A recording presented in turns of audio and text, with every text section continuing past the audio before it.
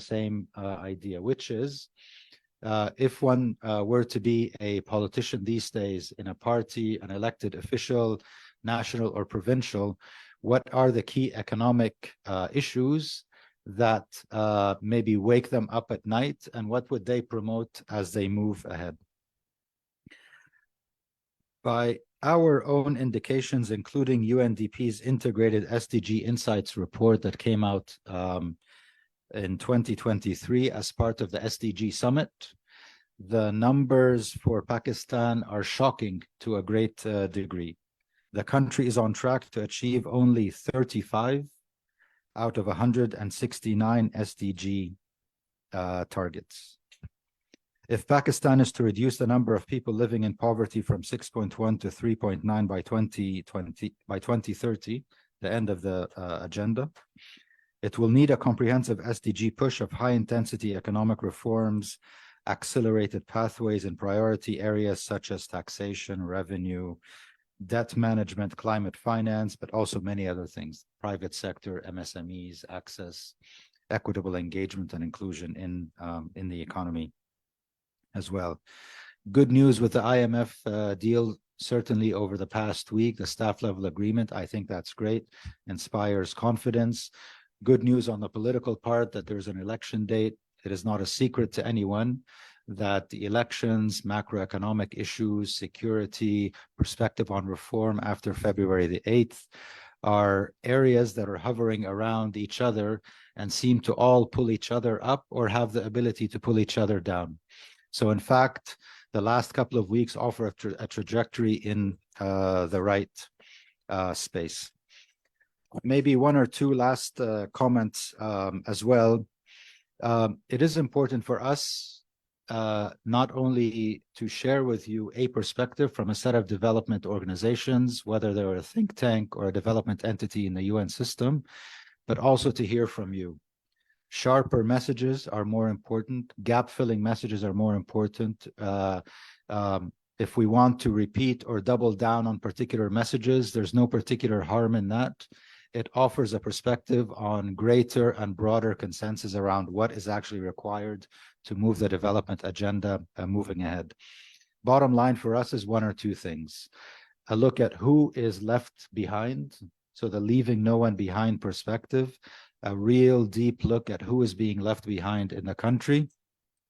And in between everyone that's left behind and everyone that has an ability to do everything that is required from a policy, legal, advocacy, finance, investment perspective, this gap is really wide, and I think it needs to be shrunk. The place to shrink some of these gaps is an election, is a set of platforms, is basically this relationship between everyone that can actually do one thing or another about the plight of the most vulnerable here and development ambitions here. My last thing to say is that UNDP has been committed to the development agenda in this particular country for quite a long time. We expect to be here for a long time. I have not, in any of the countries that I have served in, seen any more significant or stronger ownership of the Sustainable Development Goal agenda from top to bottom, adopting it as the national development plan and taking it to heart, including putting your money at the table as well, nationally and federally, to be able to move the agenda forward. This is where we are. If we are concerned about the last 7 years of the 2030 agenda, this is certainly a good place to get back on track. Thank you again for joining us today. Looking forward to hearing from everyone. Dr. Soler. Thank you, Sam. Good afternoon, ladies and gentlemen. And thanks, Sam, for setting the context. And of course, we would be discussing what you already know, problems facing Pakistan's economy and their solutions. And I think both the problems and solutions, they are known to us for last 76 years. So we know exactly what the problems are, and we also know what the solutions are.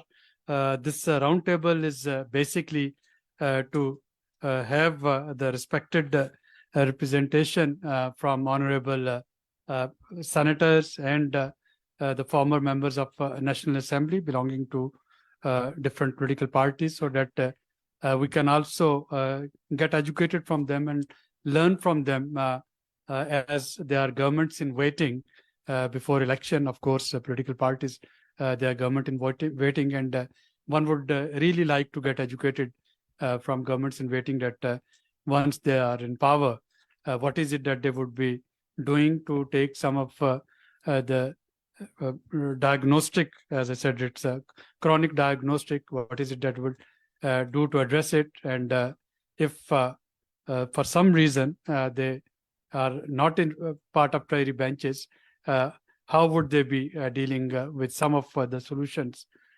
presented here? But before we get into discussion, Sajid, I think we have a small message from Dr. Hafiz Pasha.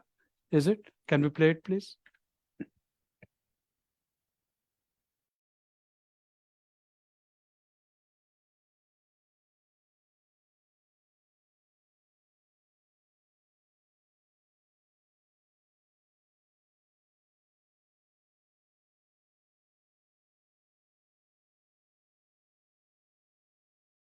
Bismillah.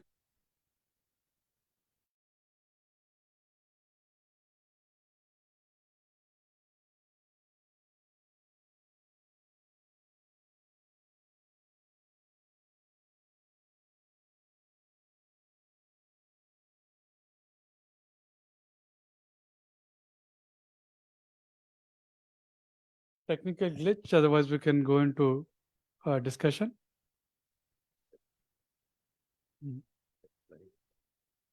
Press the play button.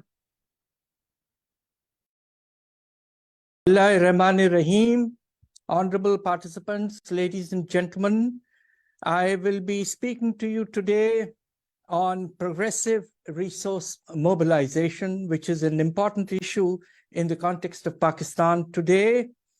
Let me first highlight to you the condition that we stand today with respect to the budgetary position of the federal and provincial governments of Pakistan. 5 years ago, the budget deficit was 5.8% of the GDP. It has risen to 7.7% of the GDP last year, and there was also a primary deficit of 1% of the GDP. The tax to GDP ratio has fallen from 11.4% of the GDP in 2017-18 to 9.9% of the GDP in 2022-23. Meanwhile, the total current expenditure to GDP ratio has jumped up from 14.9% of the GDP to 17.2% of the GDP, especially due to the big jump in debt servicing. Development spending has plummeted to 2.3% of the GDP from 4.1% of the GDP. And the bottom line today is that public debt of Pakistan stands at 74.3% of the GDP as compared to 60% 7 years ago. Overall, let me say that there is a clear manifestation of the financial crisis in the form of net federal revenue receipts becoming even less than just the cost of debt servicing. Consequently, today, ladies and gentlemen, the entire defense budget, subsidies, grants, salaries, and pensions are all being financed by borrowing. This state of affairs is expected to continue also in 2023-24, the ongoing financial year. Overall, there is no doubt that Pakistan today is neck deep in a financial crisis. The remainder of my talk will focus on the strategy for progressive resource mobilization, which inshallah will enable the provision of substantially greater relief to the poor people of our country, whose number has gone up exponentially in the last few years. To start off with, the tax system of Pakistan is not significantly progressive. Over 70% of the revenues are indirect in nature, including some withholding taxes, which are essentially in the nature of a sales tax. Also, the distribution of the tax system among sectors is very uneven, as I will just describe to you. The tax burden is 67% of the tax payment or the incidence is on the industrial sector of Pakistan. Hardly 25% is on the largest sector, which accounts for almost 60% of the economy, which is the services sector. And the agricultural sector accounts for the residual, which is barely 8%. The incidence by income quintiles based on recent research is that it's very mildly progressive. It is 10.5% of the income of the top quintile and is at 9.4% of the income in the case of the bottom two quintiles, with the overall incidence being 9.9% of income. Also, despite the wide-ranging fiscal powers to access large sectors like services and agriculture, provincial governments generate only 8% of the national tax revenues. There is need to highlight the findings of the United Nations Development Programme Human Development Report on Pakistan of 2021. This report was on inequality with a focus on the 3 Ps: power, policy, people. The report highlights the extent to which the tax system of Pakistan has been captured by the elite of the country, consisting of the following: the feudal class, big corporate entities and their owners, high net worth persons, large traders, real estate owners and developers, the military establishment, etc. They are able to influence the political process and play a major role in the formulation and implementation of policies. The United Nations estimates that the loss of revenues to the government due to these wide-ranging concessions, reliefs given to the elite is almost 2.5% of the GDP, which is now equivalent to rupees 2,500 billion. Some stellar examples include the following.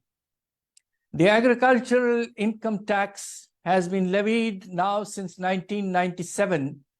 The entire collection nationally from the agricultural income tax is barely rupees 3 billion, when the minimal potential with the tax equivalent to personal income tax on non-agricultural income, the yield would be close to 270 billion. The second dramatic example is related to property and real estate. The total collection through federal and provincial taxes is rupees 190 billion. The potential is at a minimum rupees 540 billion. The third major gap is the tax evasion or the non-filing of returns in the wholesale and retail trade sector, which contributes to a loss of revenues of 160 billion annually. The withholding tax regime in income tax has been largely converted into a fixed and final tax system. This has more or less eliminated its progressivity. The time has come for a reversion to an advanced tax regime, with the individual taxpayer expected to declare his entire income and pay tax on his or her entire income. Ladies and gentlemen, I will present some specific proposals for progressive taxation. Number one, the minimum tax on capital gains from land or property should be 10%, irrespective of the holding period of the property. Today, we have an exemption beyond a certain holding period. This has to be withdrawn, this exemption.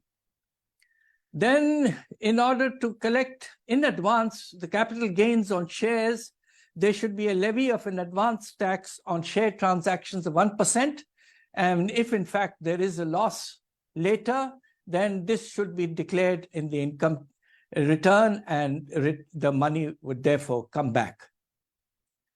There should be a levy of income tax on retailers based on the concept of a presumptive income tax, so that it is a simplified tax regime, and the taxation should be based on two indicators: one, the particular neighborhood and its level in terms of the kind of income class which it is catering to, and second, the size of the particular unit in terms of its floor area.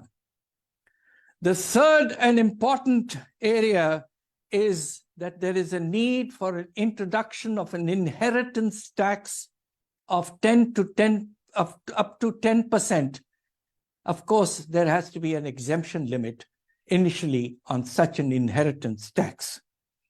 Then I come to some important indirect taxes which have a progressive impact and need to be undertaken on a priority basis. The first is the introduction of an excise duty in the form of a green tax on industries and other activities which pollute the environment, and this has become particularly important in the context of the record-breaking levels of smog and so on in the cities of Pakistan. And then at the federal level, levy of an import duty and sales tax on the import of financial, insurance, telecom, information, and other business services on the reverse charge principle, which is applied in other countries. And now I come to the provincial tax reforms for progressivity. The first is, of course, development of the agricultural income tax.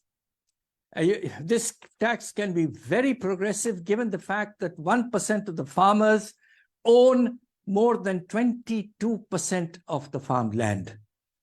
The flat rate should be such that it increases progressively with farm area and should be estimated as roughly equivalent to the tax payable by non-agricultural income personal taxpayers. The second tax is, of course, as I've mentioned earlier, the property tax, which is very, very underdeveloped in Pakistan. It should be the primary source of revenue to urban local governments. This will require substantial updating of the gross annual rental values for tax purposes based on up-to-date market surveys. And then, of course, at the provincial level, levy of a capital value tax on property at 0.5 to 1% above a minimum value. Let me conclude, ladies and gentlemen, by saying that the above proposals, which are extremely progressive in character, have the potential for yielding additional revenues of over rupees 2,000 billion. In conclusion, let me suggest that the time has come when, in the larger self-interest, a consensus must be reached at the highest level on a progressive agenda of tax reforms for implementation on a priority basis. Combined with a radical program of curtailment of current expenditures, Pakistan, inshallah, will be able to restore the viability of its public finances and ensure substantially greater relief and support to the poor people of our beloved country. Thank you very much, ladies and gentlemen. Bismillah. Thank you, Dr. Hafiz Pasha's message is quite clear. Let me add a couple of more points here, which are the recommendations from the Technical Advisory Committee that STPI and UNDP formed. It's about protecting federalism and NFC reforms. Our recommendation is devolution of 12 provincial governmental departments to local government. So we are not only recommending that the federal government should stop, give away the departments which are given to provinces, but provinces in turn, they should also devolve at least 12 departments to local government, so that there is a very logical and rational fiscal devolution as well as this administrative devolution. We are also recommending aligning the distribution of funds in the NFC award with the demonstrated capability of provinces to enhance and mobilize resources. So our recommendation is that there must be an incentive for provinces to increase their revenue, and Dr. Hafiz Pasha in his video message has already alluded to some of the potential areas from where provinces they can generate more revenue. On achieving fiscal sustainability, we are talking of social development agenda in line with the sustainable development goals and climate change objective. They should be prominently featured as a central focus in the negotiation with IMF. So we feel that the homegrown solution, that quote unquote homegrown solution that we give to IMF, which must emphasize on social development as well as SDG and climate change. And as the new government after elections, one of the likely step that any party in power or any parties in power would be taking to negotiate the next IMF program. So that must be part of that program, so that there can be a balance between macroeconomic stability at national level and microeconomic stability at people's life. Similarly, we are talking of right-sizing federal institution architecture of 250 plus institutions. We are talking of this state-owned enterprises, public-private partnership, privatization, or any other method that you would like to do. We are also talking of introducing pension reforms so that the government is not burdened by non-funded pensions, some sort of contributory pension system, at least for the new entrants, if it cannot be backdated. We are talking of improving allocative efficiency at provincial level, conducting social audit, establishing public-private partnership for provincial initiative, greater digitalization, and then effective import-export management of deficit reduction, energy sector reform, especially provincialization of DISCOs, public-private partnership in energy sector, developing an energy conservation plan. All the governments in the recent past have tried to do this early closure of markets, reducing subsidies in the agriculture sector, rationalization of subsidies, promoting investment, and this list goes on. This technical advisory committee members, some of them, they have also joined us here. We have Dr. Raza Bakir as technical advisory committee member. We have Dr. Ishrat Hussain. We have Aisha Ghosh Pasha. We have Asad Saeed. We have Dr. Maliha Lodi as a technical advisory member. And of course, all of them, it is the combined recommendation. Now, these recommendations, they also echo with the World Bank's policy papers, the 5 policy paper that they shared a few months ago in the Reform Pakistan conference. So as I said in the beginning, that diagnostic is very clear, and it's known to almost each one of us. What to do, it's also clear how to do it, and how soon to do it. That's where we would like to get guided by you, get educated from you. I will try to first go to the political representation here. We are very lucky to have cross-party political representation. We have Taj Haider Sahab and Salim Madniwala Sahab. We have Musaddiq Malik Sahab, Aisha Ghosh, Ehsan. Aisha is, of course, a TAC member. Musaddiq Malik Sahab, Rana Ehsan Afzal and Shaza Fatma. And we have Mia Iftikhar Saab. We also have some independent experts and some seasoned journalists who have been covering economy. Mahtab Haider and Ali Khizar have joined us. But let me start with the political representation and try to get educated from them on some of the suggestions which are given by Hafiz Pasha Saab, some of the suggestions which are displayed on the screen. If you can expand the size of it, please. And let me start, although I'm slightly pro-leftist, left to the center, but let me start from my right. Musaddiq Malik Saab, if I can start with you, then I will come to Salim Mandviwala Sahab. And in the second round, we will go to Taj Haider Saab and Ehsan Afzal Saab and Mia Iftikhar Saab. So Musaddiq Saab, over to you. Thank you very much. The question is very clear, what to do and how early to do it. Yeah. So thank you very much. I really appreciate it. And thank you very much for a very succinct presentation and overview. And I really think there's not a whole lot to be said because most of these proposals are pretty appropriate. You can tweak them and you can see what should be the migration pathway because sudden shocks have not worked in the past. And I am afraid that if we try to create another sudden shock, would we throw the baby out with the bathwater?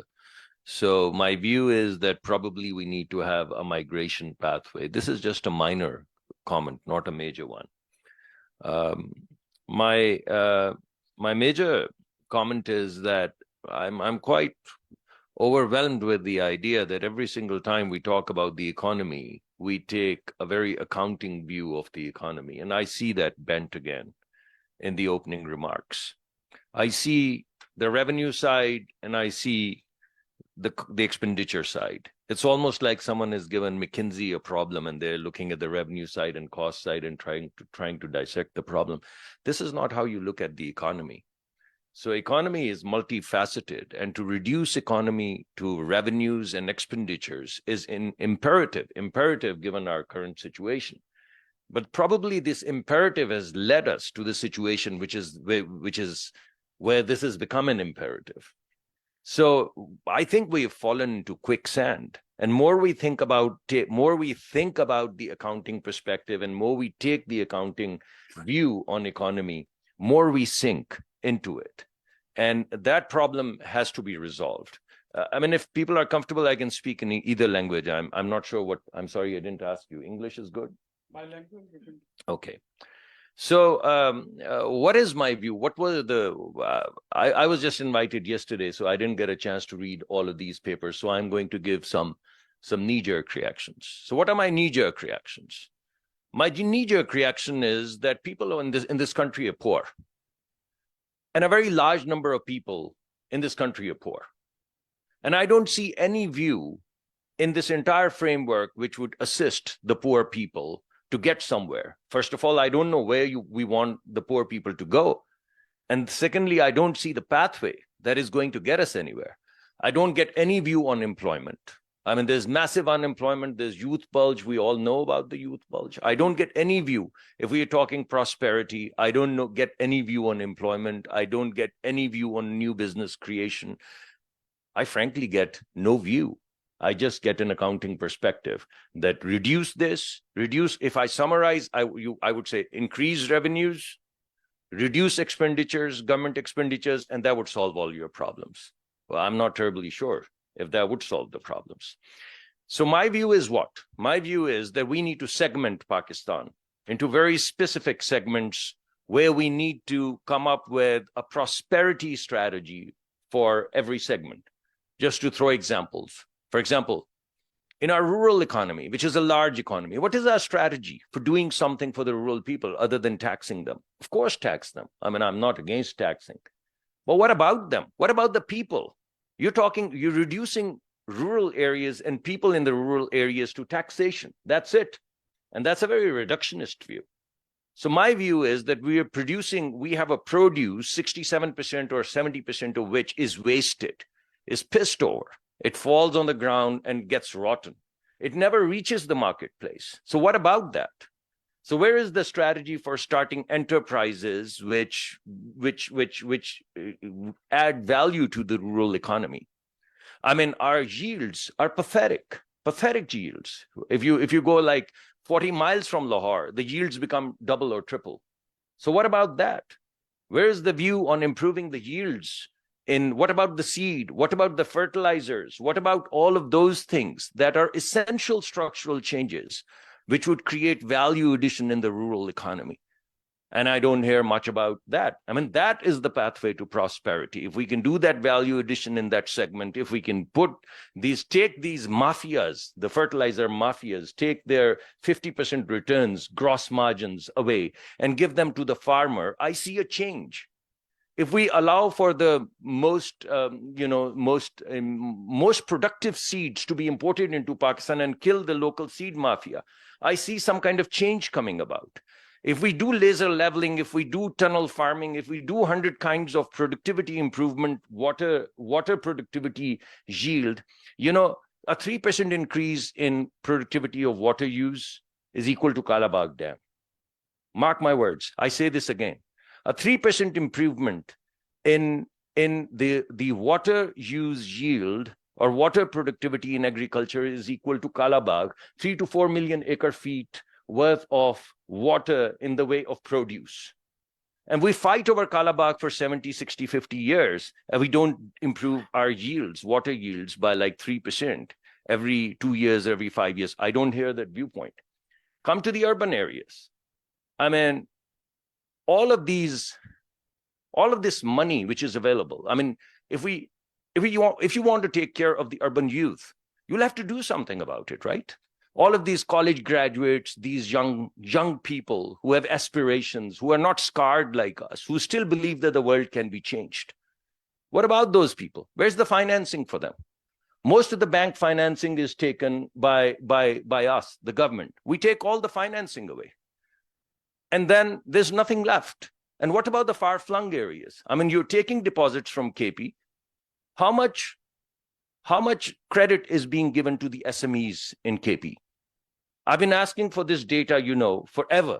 And the data is never forthcoming. So what about the deposit to kind of loan ratio focused on SMEs? The entire world has these community-based banks. What's wrong with us? So if you provided this financing to these young people and you had these incubators and accelerators, the real ones, not the real estate projects, I mean, you would begin to see for 6 million or 7 million rupees, you'd begin to see a new business created in 6 months. How much more and faster impact would you like to have? With 6 million, 5 million, rather than giving 4 billion rupees, 4 billion or $5 billion in turf to about 100 or 200 industrialists.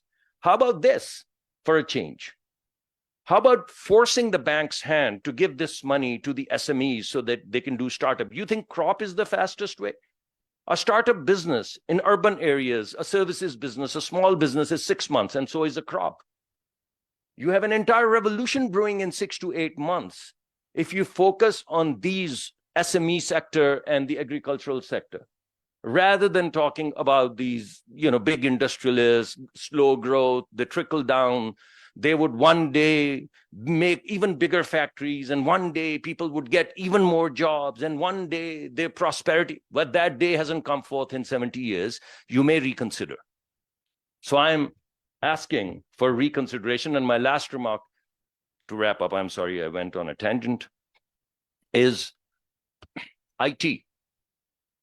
For urban educated, it's IT. For urban less educated and modest skilled, it's SME. For rural employees, it's productivity, it's yields for small farmer. And for rural kind of large farmer, it's basically these clusters, industrial farms in the rural areas. That would create a complete transformation. And this is just a knee-jerk reaction, and I'm sure if you apply your mind to it, you'd be able to come with much more sophisticated ideas than the ones that I've presented. Thank you. Thank you. Thank you, Dr. Saab. All music to ear. And of course, there is not a single word of disagreement. But I was inclined to go to Senator Mandviwala Saab, but let me go to Aisha Ghosh Pasha. She was in charge of all these things for 18 months. So all the things that you said. So let's take some practitioner's view. I'm sure she was as good intended as you were. And she wanted to, she wanted to get all these things done, but then there are some practical problems, and that's what I alluded to in the beginning. That macroeconomic stability and microeconomic stability, both of them, they're competing requirements. One is urgent, one is important, and of course, human instinct is to focus on urgent and important things. They always get at the back burner. So, Dr. Sabha, brief remarks from you. What actually stops the governments, and I'm not talking about you, I'm talking about the governments, any government that come in power. And I'll ask the same question from Mandviwala Saab as well. He also had been finance minister. So what stops the governments from delivering on everything that Musaddiq Saab just said? Bismillahirrahmanirrahim. I see a lot of media people, but nonetheless, everyone knows I have a tradition of speaking very bluntly, and I will continue to maintain and my tradition. You've asked me a very specific question. What did we do over the last 16 years when I was 16 months when I was there in the finance division? Let me tell you, in those 16 months that I was there in the finance division, we saved the country twice from default. That was just on our minds. Nothing else was there, because if we didn't save the country from default, you're talking about collapsing economic growth. You haven't seen it if the country had defaulted. The growth rate would have gone negative many percent. We were able to save it. You're talking about inflation at this is poverty, rising poverty and unemployment. Because of that, if the growth rate had been, if the default had taken place, the growth rate would have slided so much more that at this point of time, we see only an addition of 12 million people into the list of poor. That would have been multiply more. We would have seen the unemployment level, which at this stage is close to 9%, it would have been much more. You are talking about inflation. We are very embarrassed about inflation, but if we had defaulted, we have countries like Sri Lanka when the inflation went up to 60% and more. A currency collapse, yes, we had currency collapse, but if we had defaulted, the currency collapse in the case of Sri Lanka, for example, was close to 70% or so. So in the 16 months, that is what we were doing. Day and night, morning and evening, even in our sleeps. We didn't have peaceful sleeps because we were so close to this precipitous situation.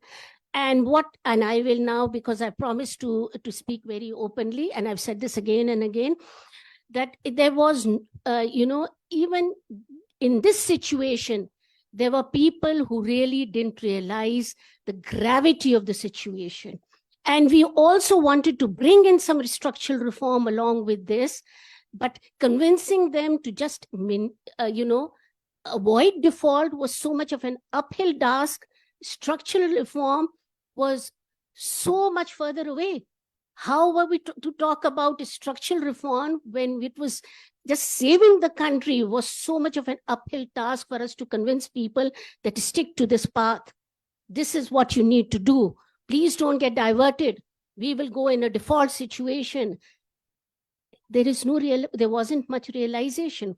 So I am hoping now with the new election coming in, and now with the standby facility on, and now with hopefully another IMF program. I'm sorry I'm saying this, I'm not representing PMLN at this point of time, but I'm convinced in my heart we need another IMF program.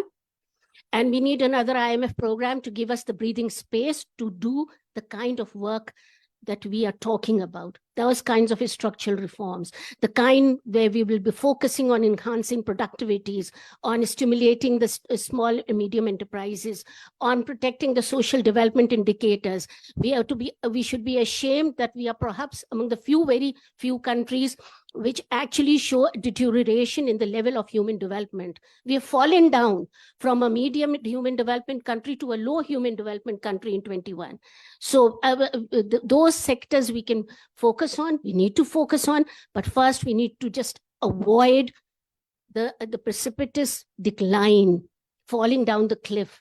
And what the political parties need to understand, it's a very grave situation. It's not a situation we can be tangling about and wasting time on. Decisions have to be quick, decisions have to be precise, and they have to be implemented. And I think I answer your question. Thank you. Thank you, Aisha. And that brings me to Senator Mandviwala Saab, and then I'll come to Mia Iftikhar Saab for his comments. He has joined us online. So, Senator Saab, you have a stint as Finance Minister of Pakistan, and you also on the opposition benches have looked at all the state of economy very minutely in granularity. So you listened, and of course, as I said, that there is no either or. So one is not saying macroeconomic stability or microeconomic stability. We are talking of and. We have to take care of macroeconomic stability, and we have to take care of people of Pakistan as well, and their economic stability as well. So if you are given a chance to be finance minister again after election, so what would be your course of action? So do you see again yourself focusing on urgent actions, or will you also come to some of these important steps as well? Ji, Bismillahirrahmanirrahim. Thank you, Dr. Samuel and Suleri Saab for inviting me here. Ladies and gentlemen, my colleagues, Mr. Najee is here. I've met him after a long time. And my friends here, thank you for having me today. Actually, what we are listening today, this is nothing new. I mean, like Dr. Aisha has spoken about the challenges in the last 16 months, what Senator Musaddiq has been speaking. I have been hearing this for the last 2 decades. Problem is actually what I have seen from government to government is the governance problem.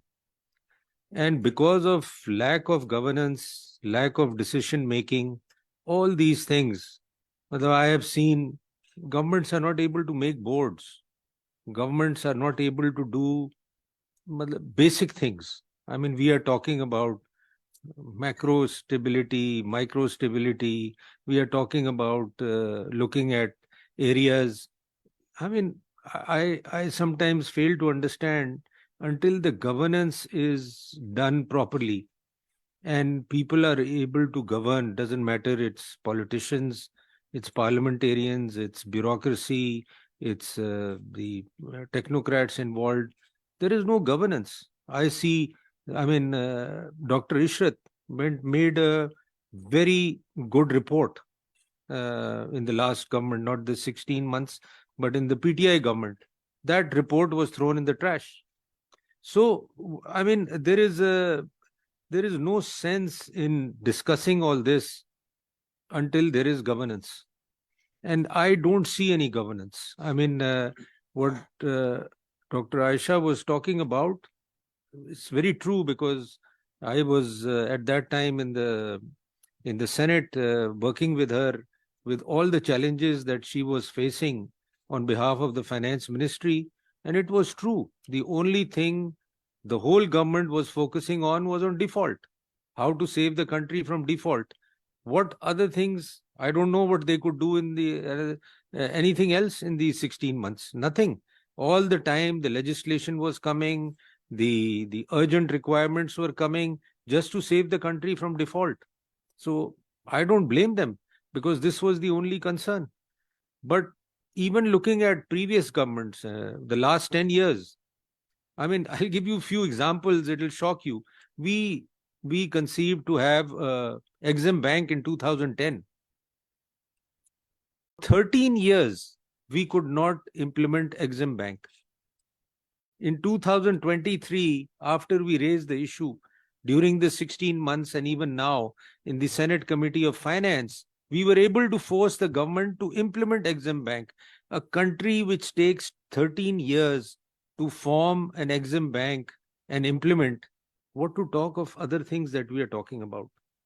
So until the governance gets better, and like Dr. Aisha mentioned, timely decisions, timely legislation. Our legislation is all driven what World Bank tells us, what IMF tells us, what UNDP tells us. Otherwise, we are sleeping. Otherwise, we don't know what legislation we need for ourselves.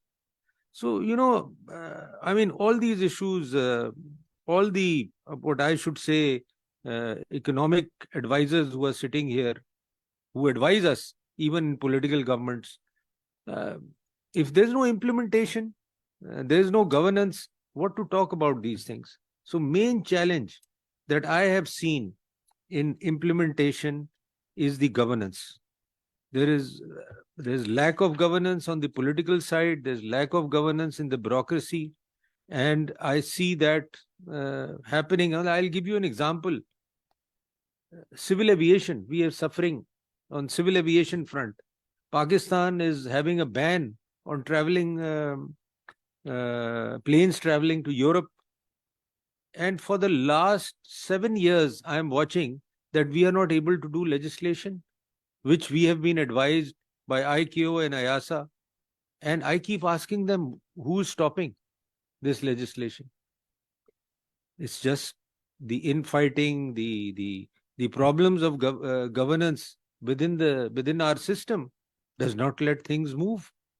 And I don't see, I mean, all these things are, it can be desires, but until the governance takes place, governance gets better, nothing will change. We will sit here again year after year talking the same thing. So Lady Saab wants to know what the next government will do. I don't know what the next government will do. I don't know, will the next government be in position to do anything, whatsoever, or they will also struggle to go into a new program to keep Pakistan afloat, to keep the program alive, to keep increasing the electricity rates, to keep increasing the fuel rates.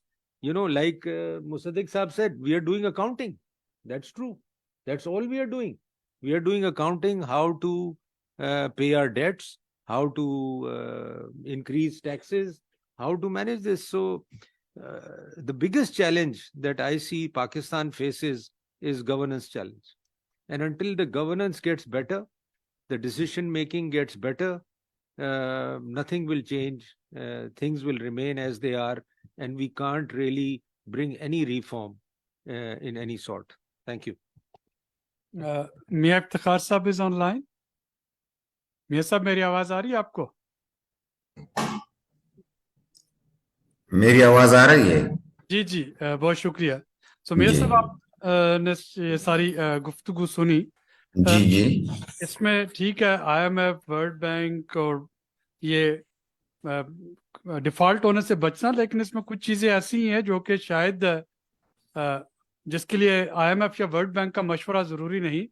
मसलन ये जो local government election ना होना, या ये वफाक से extra जो ministries हैं उनको खत्म करना, सूबों से जो कुछ फंक्शंस हैं वो लोकल गवर्नमेंट को देना, मार्केट्स को जल्दी बंद करवा देना, तो इसके लिए तो कोई पैसे नहीं चाहिए. सो व्हाट स्टॉप्स अस?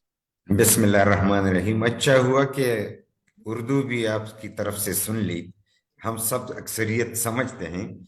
ऐसा है कि मैं तो, अच्छा हुआ हमारे सूबे से एक बंदा, मैं भी आप में हाजिर हूं.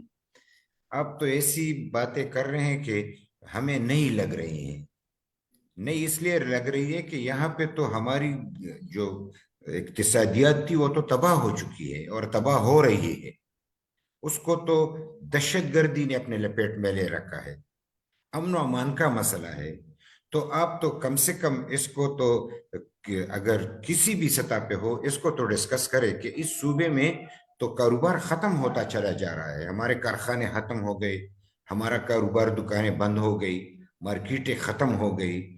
یعنی یہاں پہ تو ایک ایسا جو جس کے پاس پیسہ تھا یہ صوبہ چھوڑ رہا ہے, وہ کہیں ملک سے باہر جا رہا ہے یا کسی اور صوبے میں اپنا کاروبار کر رہا ہے. تو ہمیں تو ایک زندگی اور موت کا جو کشمکش ہے اس سے نکلنے کے لیے ہمیں کوئی ایسی پالیسی دیں کہ ہم پھر اقتصادی پالیسی کی طرف بھی جائیں اور پھر یہاں پہ ایگریکلچر پالیسی کی طرف بھی ہم اپنا نظر دوڑائیں.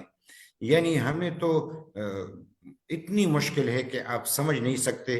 رہی یہ بات کہ ہاں ایسا ہے کہ جینا تو ہے, ہمیں فیس تو کرنا ہے.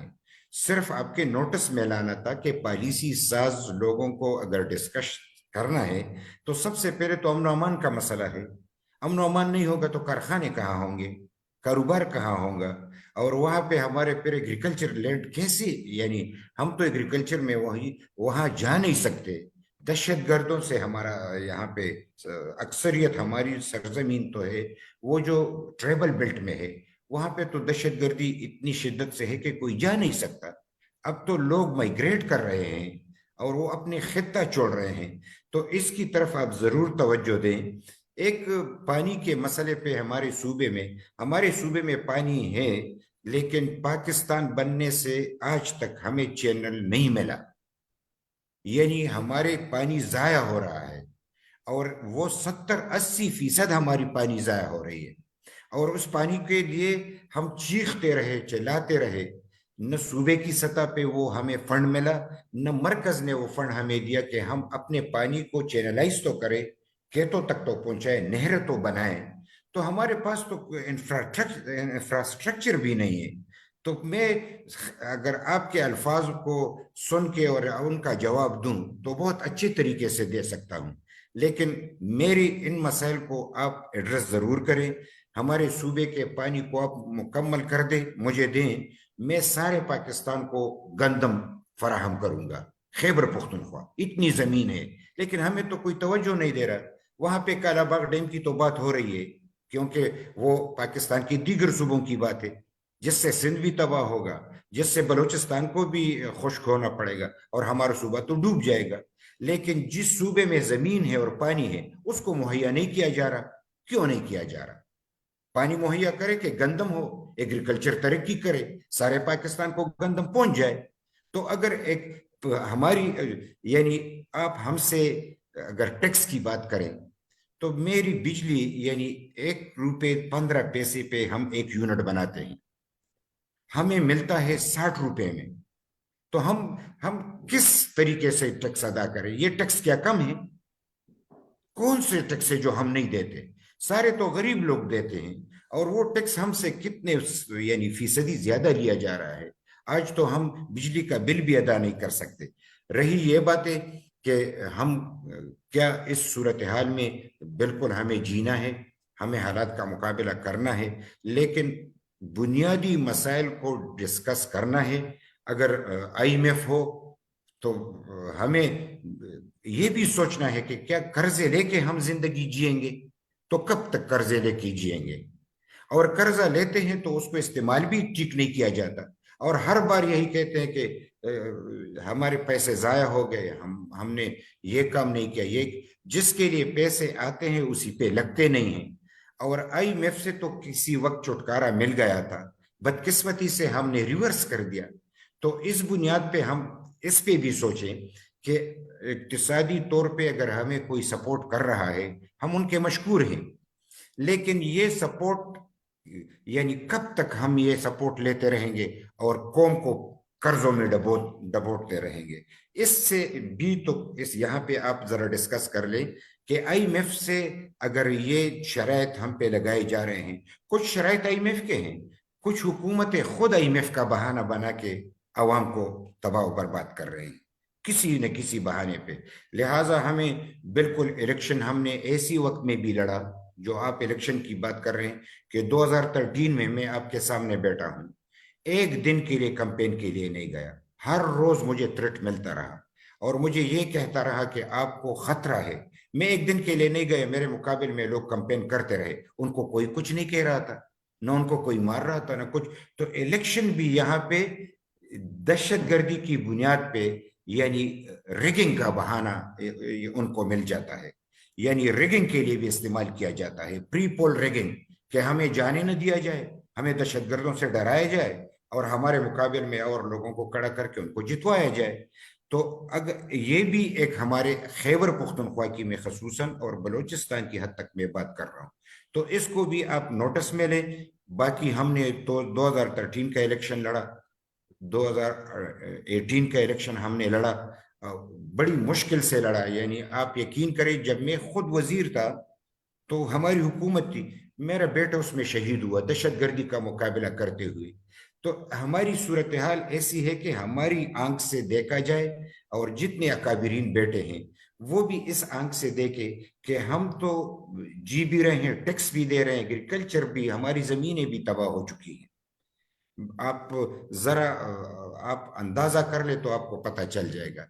लेकिन इसके बावजूद भी हम इस मुश्किल में, इस पाकिस्तान में, हम ये जरूर कोशिश करेंगे कि टैक्स के बगैर भी मुल्क नहीं चल सकता, टैक्स भी देना पड़ता है।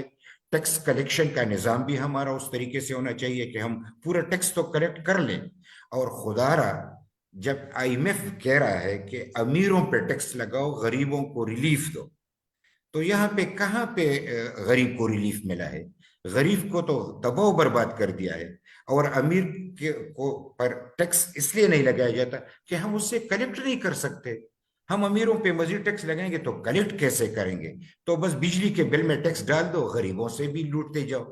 तो यहाँ पे एक निज़ाम तो होना चाहिए। अगर कोई ऊपर से नजर रखे तो इस पे भी नजर रखे कि सिर्फ पैसे अवाम से नहीं लेना, अवाम को उसके मुकाबिल में कुछ देना भी है। जिस तरीके से मेरे भाइयों ने आपसे कह भी दिया, बदले में कुछ नहीं मिल रहा, बस जितना है लूटते जाओ, कारोबार भी खत्म हो गया। तो मैं सिर्फ इस पे मुख्तसरन, चूंकि आपका इक्तिसादी मसला है और इक्तिसादियात पे हमें वो महारत हासिल नहीं है, और बदकिस्मती से जितने भी बजट बने हैं वो अल्फाज की हेरा फेरी है, ना अल्फाज इम्प्लीमेंट हो, वो पॉलिसी इम्प्लीमेंट होती है, न कोई वाज़ेह पॉलिसी सामने नजर आती है, पॉलिसी का फुकदान है। तो हमें इस पे जरूर नजर रखना चाहिए कि कर्जे जितने कम हो और हम अपने वसाइल में जीने का सलीका सीखे। जितने वसाइल हमें मिल रहे हैं इसमें जीना सीखे। यानी तरक्की याफ्ता ममालिक में एक मिसाल दूं तो आप UK की मिसाल ले लें कि वहां पे सरकारी गाड़ियां 86 है, 86 सरकारी गाड़ियां हैं। यहाँ पे तो एक एक वजारत के पास लाखों हजारों की गाड़ियां हैं। तो ये कौन चला रहा है, ये कौन दे रहा है, ये प्रोटोकॉल कौन दे रहा है, ये कहां से आ रहा है, और हम किस ढंग की बात कर रहे हैं? हमें चाहिए कि हम एक ऐसे मुल्क में रह रहे हैं कि हमें कुर्बानी देनी है। हमें यानी टैक्स बचाना भी है, टैक्स देना भी है, लेकिन साथ में हम अपने अंदाज में जीना भी सीखे। हम सादा कपड़ों में भी जी सकते हैं, हम एक छोटी सी मोटर कार में भी जा सकते हैं। हम यानी वसाइल को महफूज बना के उनका तहफ़्फ़ुज़ करके अवाम के लिए, आइंदा नस्लों के लिए, यानी हम कुछ कर भी सकते हैं। यानी ऐसा जज्बा होना चाहिए। आज तक यूनिटी के हवाले से कौमी जज्बा उस तरीके से हमारे यहाँ पैदा नहीं हुआ जिस तरीके से कौमी जज्बा होना चाहिए। जी बहुत शुक्रिया। बड़ी मेहरबानी, खुदा खुश रखे। Very valuable comments, and he spoke about the prevailing violence and law and order situation in Khyber Pakhtunkhwa that is hampering any investment or any development there. He spoke about lack of funds for irrigation infrastructure development. Otherwise, the water, wetlands, and all the water, if it can be channelized there, there is potential for agriculture. He spoke about non-payment of hydel royalty to Khyber Pakhtunkhwa, where electricity is produced at rupees 1.6 per unit, and then they have to buy back average around 60 rupees per unit. He spoke about indirect taxes, and he spoke about this again terrorism and violence, in which his son was martyred as well back in 2018, due to which many political parties, they cannot go and campaign for elections. So again, some related issues which have a direct bearing on our economy.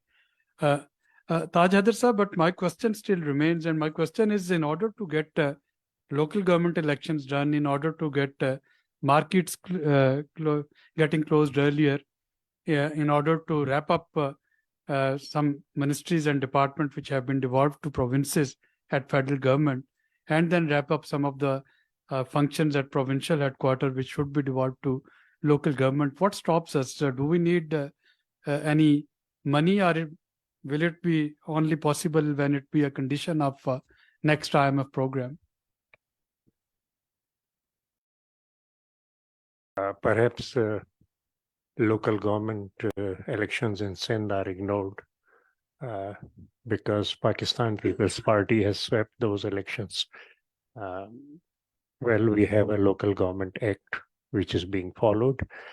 Plus, additional what we are doing is that we are giving property tax as an additional resource to local governments. And we hope that in urban areas, the local governments will be able to collect trillions in local taxes, in property taxes, and with which I'll stick to some basic things. If we look at the lifestyle of the elite, we are a most prosperous country. But if we look at the illiteracy, the sickness, and the deprivation in those sections of our society which produce the national wealth and which are contributing 80% of our tax revenue through indirect taxes, we are a very, very poor country. But the solutions are very easy and very simple. There have been many success examples in Pakistan. We only have to replicate those success examples. The point is that how long shall we keep on repeating those mistakes, and how long shall we keep working under the influence of international financial institutions? Well, the idea that you can collect revenues when the economy is collapsing is a wrong idea. You have to build the economy first, and from that, you will collect revenues. Unfortunately, no thought is being given to building the economy. And to quote some success stories, Pakistan was created in August 47, and it was in October 47 that the first Prime Minister of Pakistan ordered the establishment of the War Ordnance Factory. This was a country which didn't have money to pay salaries to the government servants, but War Ordnance Factory was established, which is now grown into a large industrial city with so many other industries cropping up and with hundreds of vendors supplying their goods to War Ordnance Factory. Then it was in 1950 that the first Prime Minister of Pakistan set up the Pakistan Industrial Development Corporation with a clear charter of import substitution, setting up industries in backward areas, job creation, using national raw material. The PIDC charter is a very clear charter. PIDC set up 94 mega projects in a very short space of time. Unfortunately, the wise guys from Chicago, they have been advising that, well, it's not the government's job to run industries and let us sell these off. Privatization program has failed in Pakistan. With 90% of the industrial units closed. Then in a bifurcated Pakistan, Zulfikar Ali Bhutto set up mega projects in the public sector. Port Qasim was built, heavy mechanical complex was built, A heavy electrical complex was built. Camera electronic complex was built. A time arrived within 3 or 4 years where there was a shortage of manpower which could be employed in these organizations. Then once again, there is a success example in the shape of Thar. And I had contributed something in Thar. In Thar, we are generating electricity at between 3 or 4 rupees per kilowatt hour. This is a national resource. I mean, the philosophy behind the public-private partnership is that we should mobilize our natural resources and human resources. And through this combination, we should go to self-reliance, increase production, and decrease cost of production. That is the philosophy behind our Thar experiment. Now, if we are generating electricity at 3 to 4 rupees per unit, then where is the problem? If the Sindh government is building a railway line from its own resources and has offered to sell coal to all parts of Pakistan and also to export coal at the rate of $37 per ton, what's the need to import coal at $400 or $300 per ton? Now, these are very, very simple examples. Senator Mandiwala is not here, but I and Senator Mandiwala, about 2 years back, got a resolution passed from the Senate of Pakistan. And remember, ladies and gentlemen, that Senate of Pakistan is in the Parliament of Pakistan, which for more than 10 years has been working on solar energy and has been selling electricity worth around 10 million rupees every month to the Islamabad electric. And if sitting in that atmosphere, we can't find a solution to our energy problems, and if the Senate passes, Musaddiq Sahab, you were a part of that resolution. If we pass that resolution that every industrial area shall have its own dedicated solar park from where industries can get their electricity at rupees 7 to 8 per kilowatt hour. And if a deputy secretary writes to me that, sir, the Senate has passed a resolution, but this is against the policy, because the policy is to import fuel and pollute the country and shift the burden on the people of Pakistan by paying more and more tariffs. Now, if there was a flood havoc in Sindh and we plan to build 2 million houses for the flood affected, and if within 3 months, 50,000 houses have already been built, and to put solar panels on 2.1 million houses, and in 3 months, we have already put 200,000 solar panels on every house, then where is the problem if these things can be done? Why can't these things be done? The tax collection success story is a collection of sales tax on services after the NFC. Now, when we took over the collection of sales tax on services, the volume that was generated was 6 billion per year. Last year, we collected 180 billion in that head. And this year's budget in Sindh talks about 230 billion of collection on sales tax and services. But when I put the proposal to Honorable Senator Ishaq Dar Sahab, that why don't you devolve collection of taxes which the federal government is collecting?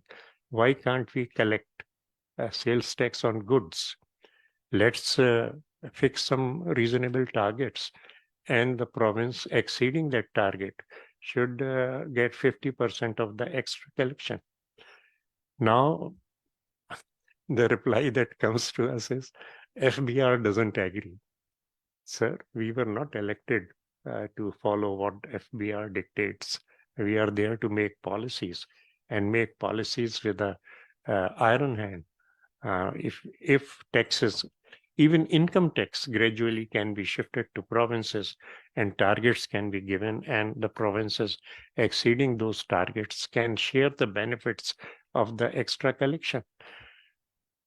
Now, GST on goods, there was a target of 3 trillion, the federal FBR target. They collected only 2.7 trillion. And they were very happy when they put the target at 3.5 trillion. Now, this is a reasonable target. Let me say, if the collection is efficient, if the Provincial Board of Revenues, Sindh today is collecting 26% of its budget in provincial taxes. Why can't Pakhtunkhwa do it, and why do they stick at just 6% of their budget in provincial taxes? Now, there are success stories. They only have to be replicated. If we keep singing of default and this and that, and if 1 million tons of sugar can be exported and foreign exchange can be earned, why let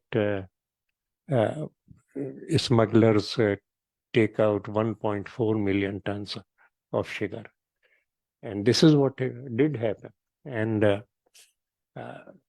there is no shortage of sugar, mashallah. And we had a very good crop of sugar cane, and the crushing has started, and we can do it.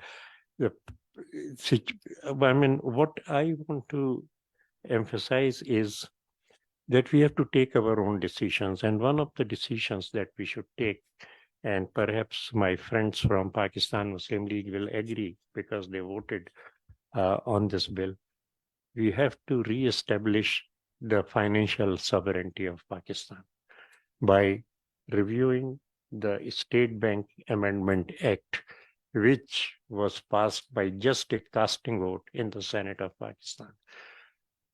Well, the State Bank, that act that forces us to borrow from commercial banks, and the result is that commercial banks are making astronomical profits, while the government of Pakistan is paying a lot of money in debt servicing because they have to borrow from commercial banks. Now, there are many things that can be done, and our priorities have to be set. Industrialization, the PIDC model. Then there are thousands, about 9,000 closed industries in Pakistan. Now, those closed industries, well, maybe the machinery is obsolete and it has to be thrown out, but the building is there, the land is there, which takes a lot of investment. Why can't a fund be created in which the government can contribute?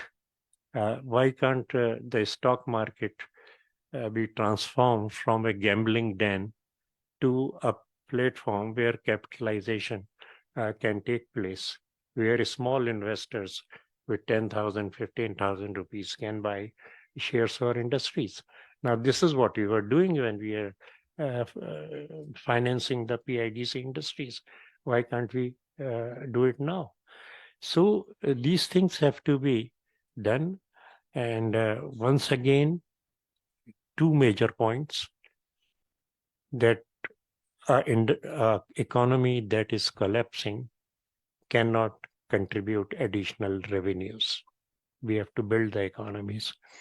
And two, there's a big gap between production and consumption.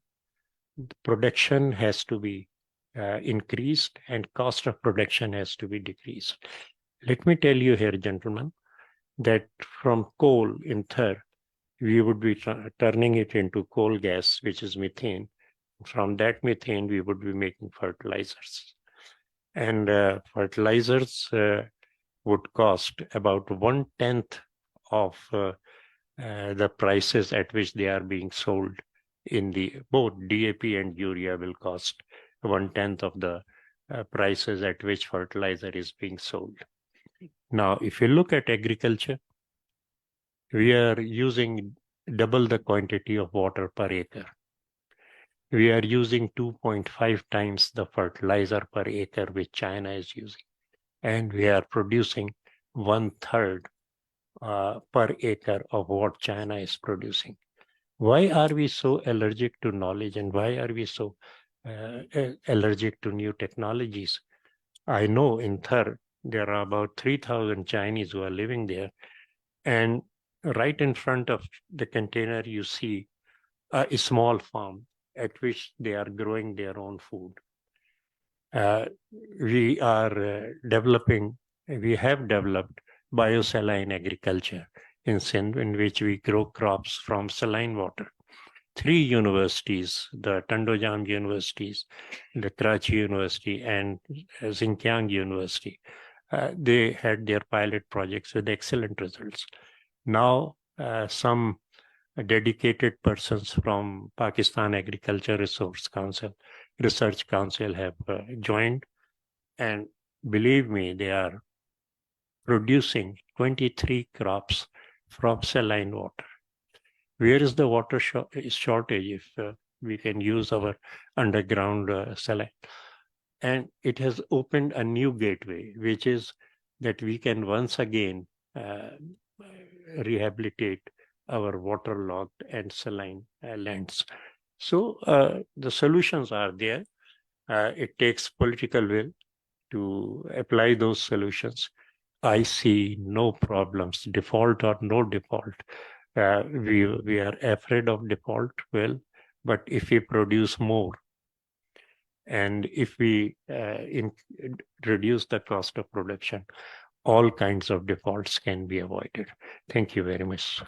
Thank you, Senator Saab. Shazab, Senator Taj Haider Saab has emphasized on increasing the size of pie, improving productivity. I know you are busy in your election campaigns nowadays. And of course, and you are making promises to your voters. Do you feel that the promises that you are making, they are realistic promises? Are they in lines with what Senator Taj Haider Saab has said, what Dr. Musaddiq Saab said? And if any of the party comes in power, people... Sulari Saab, just a word for her. She did so much work in the electoral reforms, and it was because of her labor that we were able to reform the electoral act. Thank you.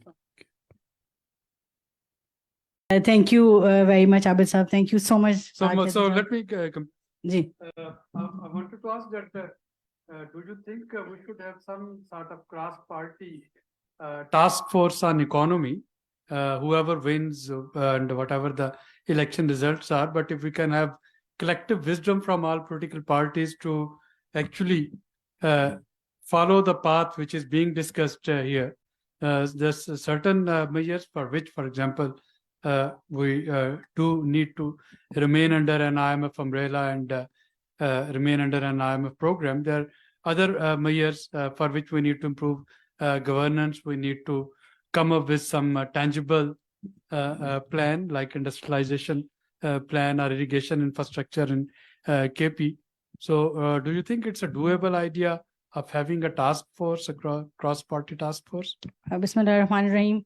I'd like to thank Taj Saab for his kind words, and thank you, Abid Saab. First, what I wrote, I think Musaddiq Saab said it all, that we have to look at economy from a social economic and a political economic perspective. While Dr. Aisha is absolutely right that we spent our 16 months trying to avert default, and this was our immediate concern. There are certain things that probably do not require financial resources that are urgently required in Pakistan. The first thing that I would like to point out would be the ease of doing business. Ease of doing the restructuring our system in a way that we make doing business easy for a common person is something that does not necessarily require a lot of financial resources, just some vertical alignment of data. SECP, FBR, State Bank, all of these organizations, institutions need to be vertically connected in the way that if I submit my documents, I don't have to go to each and every organization separately with hard copies and photocopies and my picture and my NOCs. I submit my documents on one portal, and FBR, SCCP, State Bank, all of your agencies that are involved in the process should get access to those documents. And this is, I think, where we can immediately do something. This is where what Musaddiq Saab said about SMEs, they get helped. This is where big businesses are allowed to flourish. Somehow we seem to be very averse of letting people have big businesses. A lot of times we see that, we have a negative conception, but I think that globally, big businesses have really reformed countries and their economies. So they also need to be, we have to be a little progressive about them as well. Another point in ease of doing business would be consistency of policy. And this is where your question comes in. Whenever we speak to anyone, we speak to young people, we speak to business people, we speak to farmers, we speak to IT people, everyone, their first and most pressing concern is consistency of policy. They say you can give a bad policy, but keep it there for 5 years at least so that we can plan our businesses around it. But when you change the policy, these kinds of shocks really make the businesses unsustainable and also kind of make the investors very concerned regarding investing in Pakistan. So this is where the concept of Charter of Economy comes in. Maybe if we cannot have a broader consensus on Charter of Economy, we can at least choose certain sectors which are low-hanging fruits. For instance, IT is one sector that cannot afford immediate and sudden changes of policy. And that is one sector that can immediately give back results and fruits and revenues, and also support what I believe now Pakistan needs to have is a youth-led policy, whether it is your budgeting, whether it's your industrial policy, because almost 80% of your population now is under the age of 35. So this is a very big chunk of population that has to be considered whenever we're making any policy that we're thinking about. So we need to start thinking about future of work. We need to start thinking about how to equip these young people, enable these young people to be able to contribute, because our traditional education systems will not take us anywhere right now. So we really need to start thinking about that, and our finance bill and our financial and economic policies have to be youth-led, have to consider this factor, because right now your human resource is probably the last and the only option that we have. Another part in ease of doing business and consistency policy, the second facet would be e-governance. And this would really, talking about alignment of data, talking about vertical alignments, talking about transparency, where if in the last 16 months of being a minister, I think about 8 months were spent following my physical files in bureaucratic offices. And these were not controversial files. These had no issues. The finance ministry, the prime minister have been very open-hearted. We've given loans worth 30 billion rupees to young people to develop businesses. We've run, sports talent hunts across Pakistan to engage young people. We've given skills training, including IT training, to 100,000 people in the last 16 months. So we've done a lot of things that we've all talked about in terms of social development.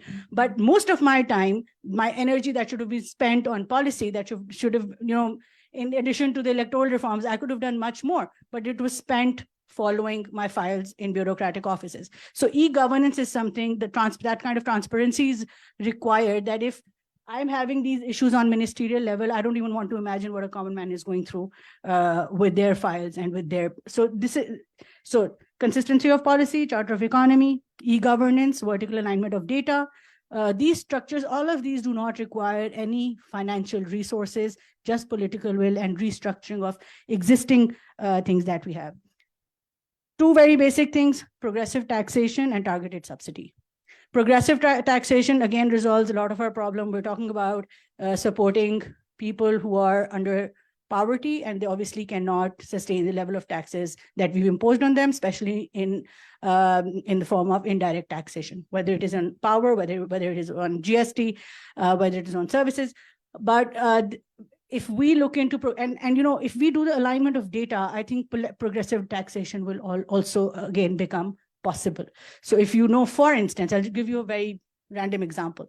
If someone is driving a Land Cruiser and you have it in there systems, and all of your systems are aligned, your taxation systems, your returns, your assets, we should be able to reconcile sources of income with their status of living.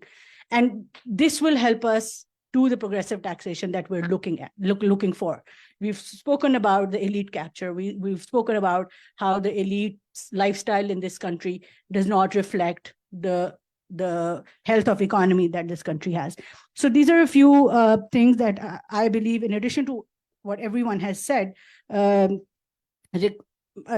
required. And my very last point would be that none of this will be sustainable, and we're not getting anywhere with this level of population growth.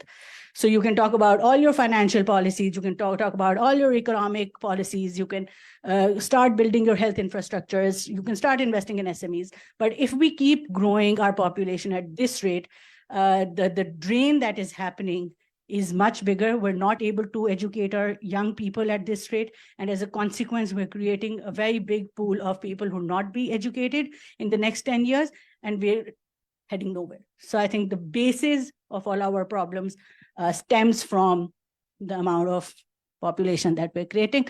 We need to have a youth-led policy. The existing population can be channelized in a better way. Thank you.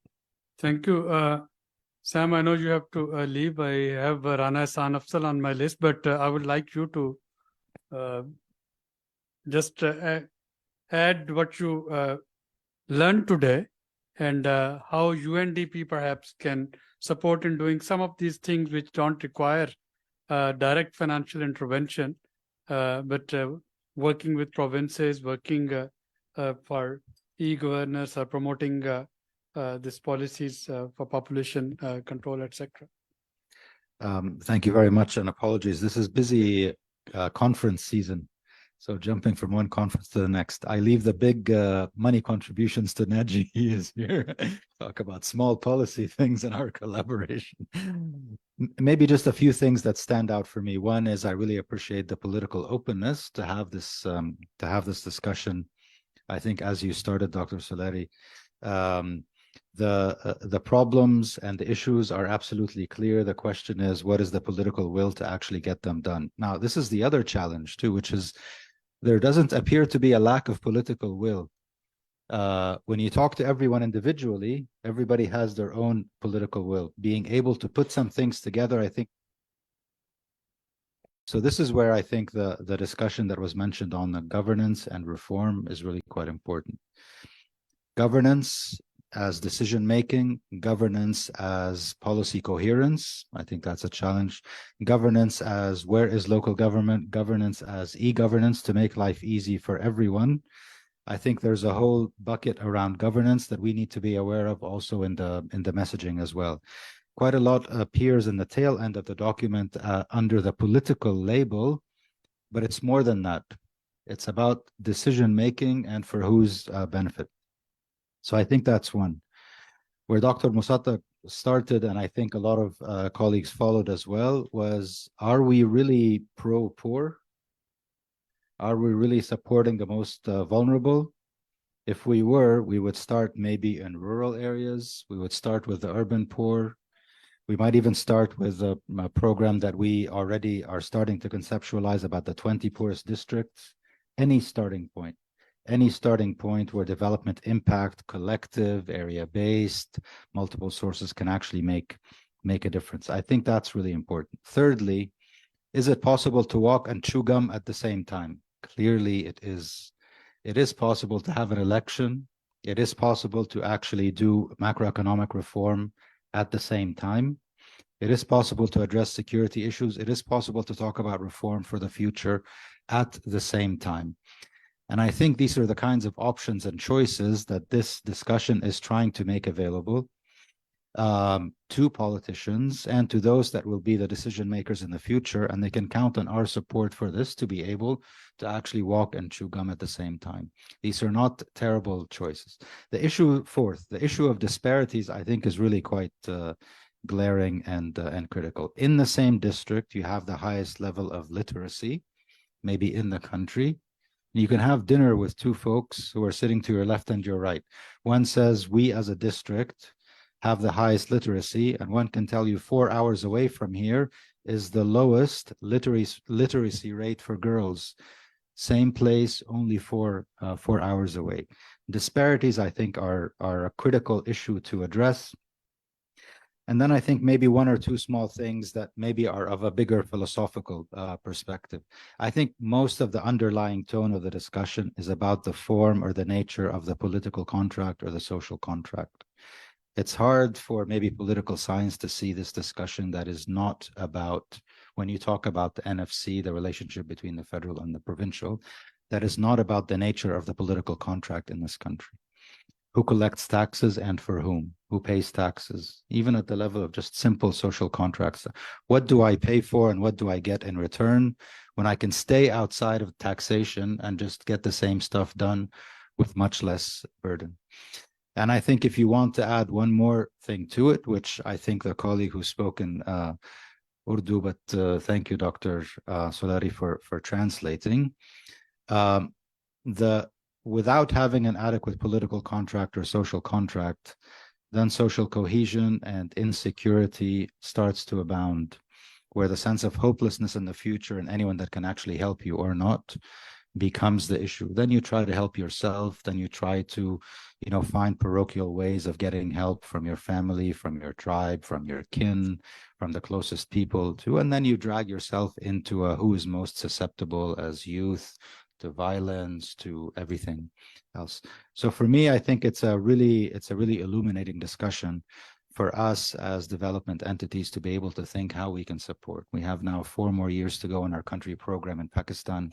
It covers everything, so there's no issue that cannot be touched, but being able to work on policy and advocacy and policy coherence particularly is really quite important. I think it should be possible to do solar power and think about green transitions. It should be possible to have the same discussion that we had at dinner last night, where you talk in one space about population control and family planning, but the actual incentive is to actually have more people so that you can have more money, so that the election turns in particular ways, etc.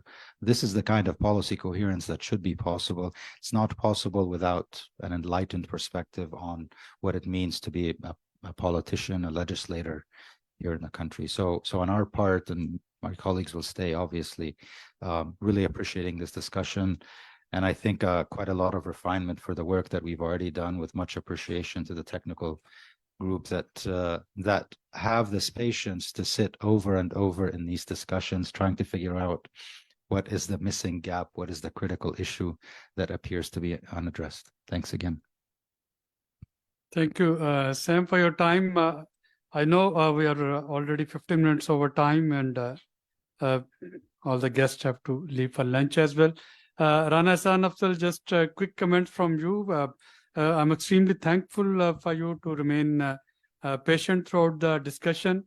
We also have Ali Khizar and Mehtab, because the discussion is not under Chatham House rules. So perhaps both of you now can write very inside stories, but please don't give it this political spice. We're trying to actually contribute something towards some minimalistic economic agenda, some minimalistic social agenda before election, so that the political parties, they can agree towards it. So Ehsan, over to you, and then I have Mr. Zafarul Hassan, our colleague from Planning Commission, a brief comment from him, and then I promise we'll leave for lunch. So Sam, you are not joining us for lunch, is it? I can't. I have to go to the other session. Thank you. So thank you, UNDP and STPI, for having this conversation. I think everything has almost been covered, but I would just like to, repeat that the problem of Pakistan, the 2 fiscal deficits, which continue to plague our economy, are still there. And Hafiz Pasa Shah very correctly pointed out that, the big indicators, the tax to GDP has fallen, the development spending has fallen. And right now, the macroeconomic situation is such that you cannot open LCs to bring in machinery for industrialization. So, numbers to me matter. And when you keep getting the numbers wrong, this is where you end up that you have problem importing machinery, which will help you in import substitution or export enhancement. So what is the problem? The problem is that there are certain things, there are elephants that which we haven't been able to cover in the past 75 years. And the question for the coming government is whether they will be able to cover that. When it comes to revenue, obviously, if you won't have the fiscal space, you're going to struggle for the human development and to improve that.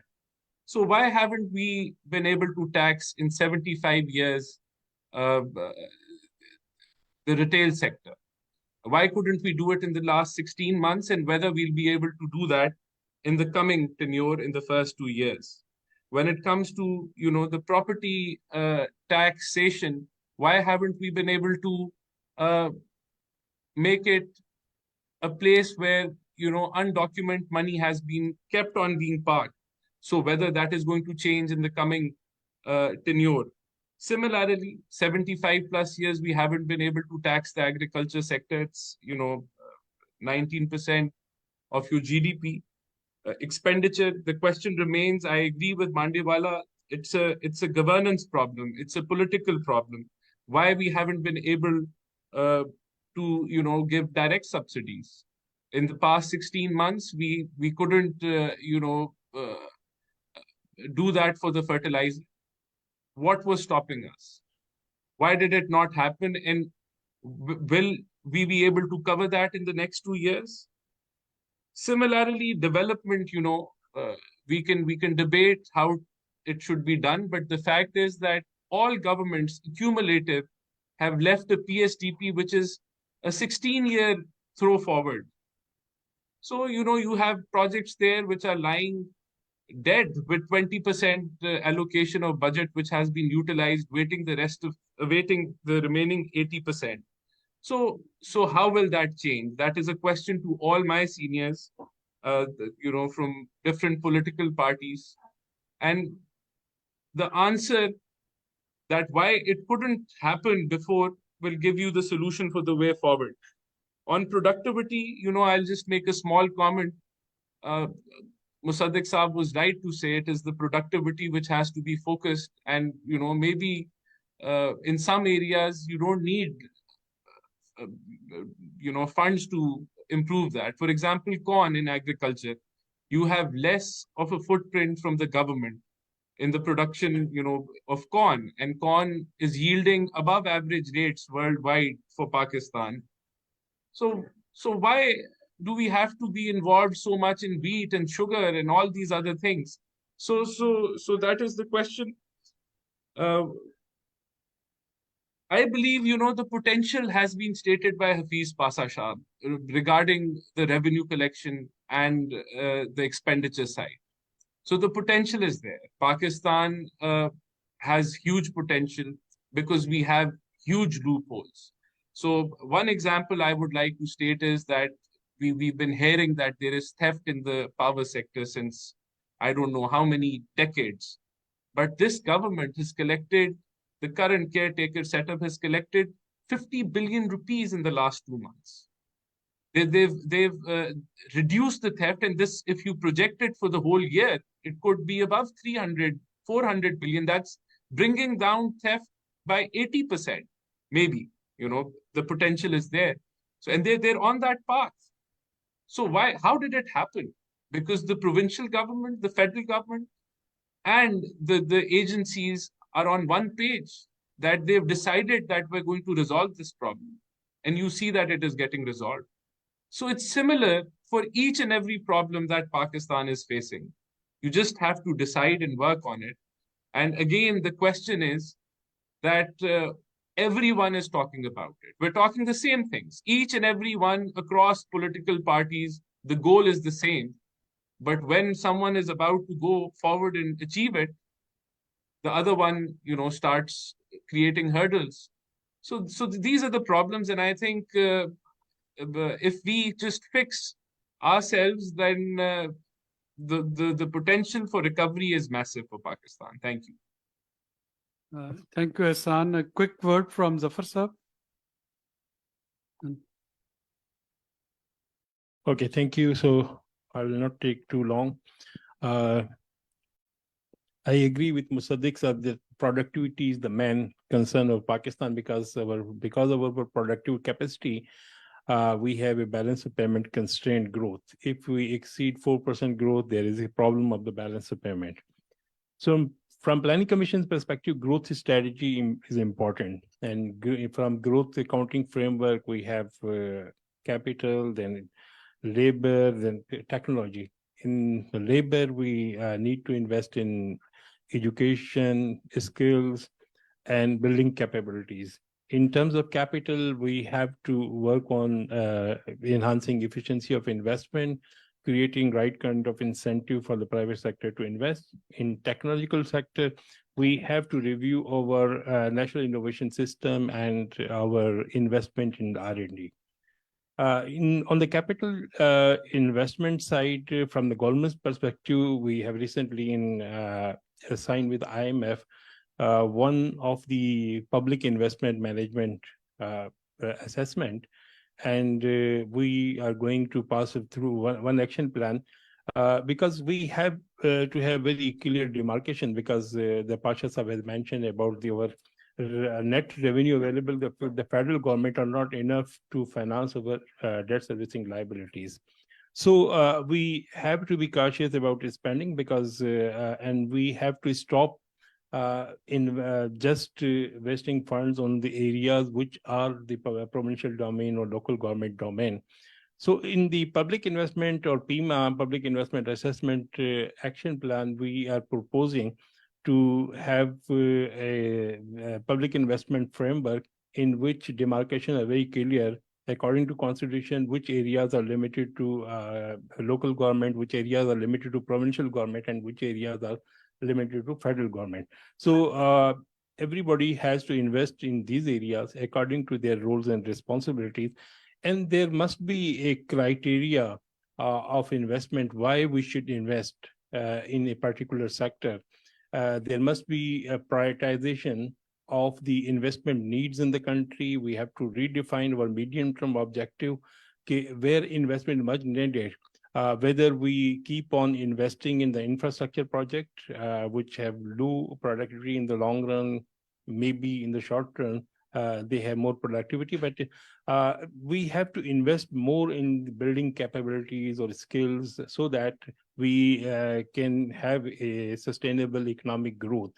Because in the past, this remains a problem because we are not finding enough capable or technically sound people.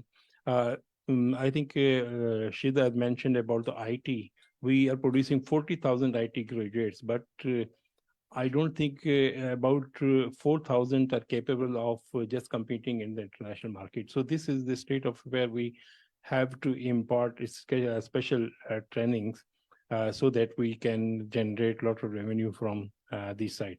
So thank you. Thank you.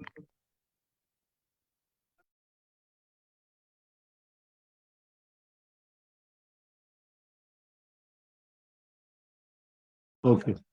Sir, I think, thank you very much. So there is a constitution in Pakistan. And I think now the time has come when the political parties should sit together to devise a roadmap, a common goal and common framework. And not only the political parties, the military establishment and the judiciary, and to some extent the media. Now the time has come that we should sit together. When there is a common strategy and common goals, common framework, then all these economic issues can be settled. Thank you, Matab. Ali, are you still there?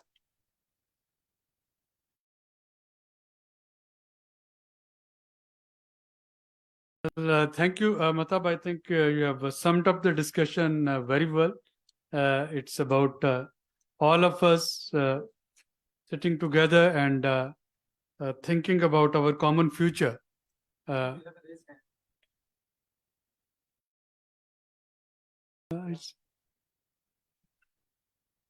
So I think we will keep doing this a few more rounds of consultation before elections, and our aim is that in the run-up to election, we can identify some of the proposals, like Senator Taj Haider Saab gave some excellent proposals here, Dr. Musaddiq, Mia Iftikhar Saab, Aisha, try to consolidate them, try to find out some commonalities, and then again trying to come up with some sort of structure in the next assembly where all of these issues, those can be dealt with, and there can be some political wisdom on it instead of doing politics on it. Thank you very much, ladies and gentlemen, for joining us.